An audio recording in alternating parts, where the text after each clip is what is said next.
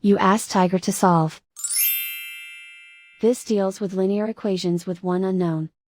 The final result is n equals 5. Let's solve it step by step.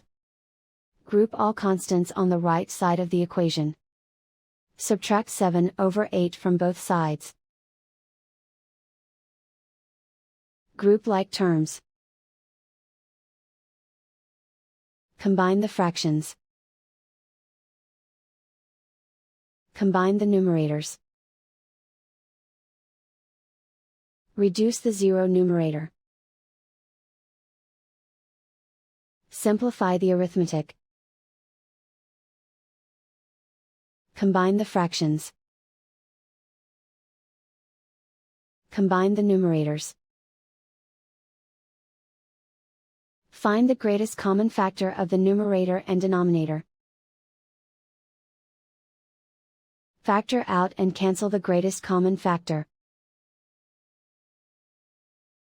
Isolate the n. Multiply both sides by inverse fraction 4 over -1. Group like terms. Multiply the coefficients. Simplify the arithmetic.